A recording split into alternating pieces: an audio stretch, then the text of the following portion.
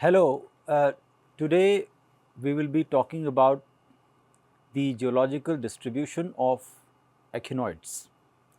Some echinoids live at great depths in the ocean, not at all less than a dozen species having been found below the 2000 fathom line. Every fathom is worth 6 feet or about 1.8 meters, and one even at 2,900 fathoms. But by far, the larger number occur near the coasts in shallow water. Thus, of the 297 existing species recorded by Agassiz, 201 are found in water of less than 150 fathoms in depth. Echinoids are most abundant where the sea bottom is rocky, sandy, or calcareous, and less common where it is muddy. Consequently, fossil forms are rare in clay strata. Those found in deep water have a much wider range in space than those found in shallow water. Many genera, especially those with a considerable range in depth, have also a long range in time, some extending back to the Cretaceous also, or even to the Jurassic period. For example, Hemipendina, Calopygus, Selenia, and Hemiaster. Let me tell you, to be very frank, about one of the very interesting features of the echinoids is that they can live at a great depths with their vessels safe. For example, can you imagine a column of about 8 to 10 kilometers water above you? In that case, the blood vessel of a common human being would blast. But the echinoids or the echinoderms have developed a strategy of the digesting pressure of that particular level or the magnitude, and they can, because of this water vascular system, they can thrive in many of the ecological niches. Now let us talk about their movement. You may know about a regular and irregular echinoids. Where mouth and anus are diametrically opposite, then the echinoids are said to be regular. Otherwise, if they are not diametrically opposite, the echinoid is said to be irregular. Regular echinoids are often vagile benthos. Vagile benthos means they are benthic, but they move to some defined or definite depth. And they move usually by means of their oral spines over the seafloor and use their tube feet to climb and grip from firm substrates. The echinoids that thrive in high energy, rocky, near shore environments, the oral tube feet giving grip, are strongly muscular and dense, and this adaptive feature is easily recognizable from fossil tests. Arboreal respiratory tube feet is especially evolved only in a few regular echinoids like sideroids and herbaceoids. In Paleozoic echinoids, spines would have been the primary means of movement. However, some of the primitive forms certainly use their tube feet.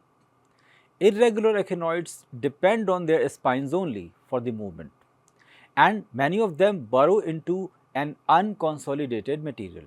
Well, in an impermeable, finer grained sediments, movement is very difficult. Like, for example, if you find a muddy substrate, you would be finding a difficulty in your movement. You may have chances to slip. So is the case with the echinoderms, along with other issues like circulation of oxygenated water and removal of the waste products. Infaunal echinoids are characterized by highly specialized arboreal tube feet for gaseous exchange, and these regions form peculiar petal or petaloid forms on the test surface.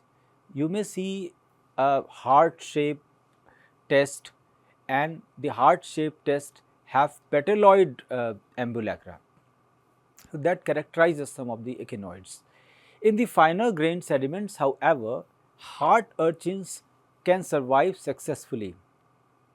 They have strong arboreal tube feet which are used to create a kind of an open shaft to the surface to which the fresh water can be drawn.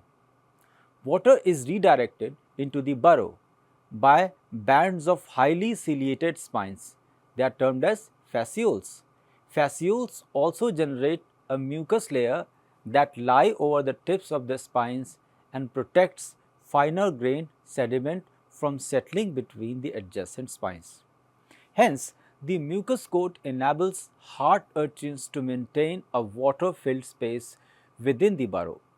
The paleontological evidences of burrowing echinoids have been documented in the rocks from late early Cretaceous onwards. Now, let us talk about the feeding habits of the echinoids. Lantern is mainly used by the regular echinoids for feeding. Weak lantern musculature is found in the Paleozoic echinoids. Hence, scooping material from the seafloor might have been the main mode of feeding. Subsequently, with these stronger lanterns, echinoids were able to access many of the other food resources also. Late Triassic witnesses the first trace fossils of the echinoid tooth bite marks. That means the fossil record not only shows you the animals but the bite marks of the animals also, which evolved approximately the same time that well developed perignathic girdles and stronger lanterns appeared.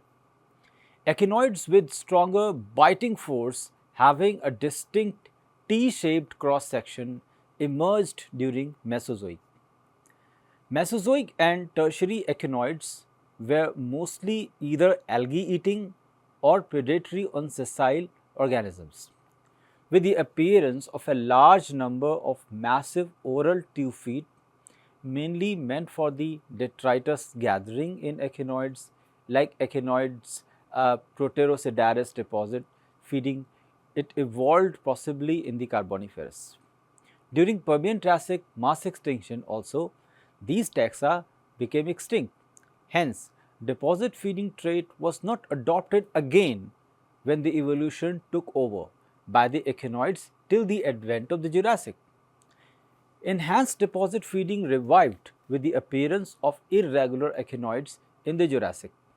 Some of them, like cassiduloids, engulf sediments through the gut seeking organic matter if it is present into the sediment. Spatangoids and holosteroids appear as selective deposit feeders with tube feet. Sand dollars sieved sand grains to separate fine organic material using their arboreal spine canopy. The finer particles among the spines are sipped towards the mouth and entrapped in mucus strings redirected towards the mouth. These food groups like features are distinctly visible even on a weather test. Then comes the predation and defense. In the modern ocean, echinoids are preyed upon by a variety of animals, including us. We also hunt the echinoids. Since Devonian, predation has been a major factor when the first echinoids with long, lance like spines evolved. Protection against many predators is provided by the long, sharp spines along with the alternative strategies. Spines in sideroids are sometimes found encrusted with algae and sessile organisms rather than living tissue. It provides very effective camouflage, masking flattened, paddle shaped spines. The ultimate object is most possibly to develop a strong spine that can make the echinoid safer from being snapped or being broken off. The arboreal surface of a few regular echinoids has a formidable battery of dense, poisonous pedicellal jaws serving as their first line of defense. Spines also provide safety against impact in higher energy environments, and both in the Jurassic and in the Tertiary echinoids, evolved that were short, stout, umbrella-like, forming a tessellate pavement over the surface of the test. Then comes the geological history of echinoids. The closest living relative of the echinoids are Holothurians and their ancestry. It presumably lies amongst the Astrozoa taxa of the early Ordovician. When echinoids first appear in the upper Ordovician, there were already three very different body forms. First, Bothriosedarids, they have small globular test composed of thick plates of the ambulacral series only. Then comes number 2, the Lepidocentrids have a very narrow biserial ambulacra and wide zones of irregularly arranged imbricate interambulacral plates. And third is the Bromid echinus. It has biserial interambulacra and triserial ambulacra. Clearly, the earliest phase in the history of echinoids has yet to be uncovered. During the lower Paleozoic, echinoids remained a minor component of marine benthic communities, never becoming diverse or abundant. By the Devonian, one lineage had developed enlarged adoral tube feet and appears to have specialized as a deposit feeder, and this group thrived through to the Permian before going extinct in the Carboniferous. Another important group, that is the which is called as the Archaeosedarids, it made the appearance. It made its first appearance. The Archaeosedarids have a single large tubercle on each interambulacral plate, and they possessed long, highly muscular spines. On the functional grounds, they were probably the first active predators. Myosedarids happens to be the only Paleozoic echinoids with the test architecture of the post-Paleozoic forms. They evolved directly from the Archaeosedarids by the reduction of the plate columns in each interambulacral zone. The modern crown group was initiated and had already begun to diversify before the end of the Permian, with both a sideroid and a non-sideroid lineage passing into the Triassic. The sideroids or Sideroidea, it developed rigid test plating in the Triassic and have been an important constituent of deeper water. So, deeper water shelf communities ever since. Despite attaining a modern diversity, sideroids have always remained very conservative in their morphology. Small non-sideroid forms flourished in the reefal setting in the late Triassic, but it was not until the early Jurassic that the other lineage, that is Euechinoidea, started to diversify in a major way. Irregular echinoids make their first appearance in the lower Jurassic and rapidly evolving as deposit feeders. The earliest irregular echinoid still possesses the lantern like that of the regular echinoid, but by the middle Jurassic, both Cassiduloides and Spatangoids have evolved. Cassiduloids specialized as bulk sediment feeders using dense tube feet for handling sediment particles.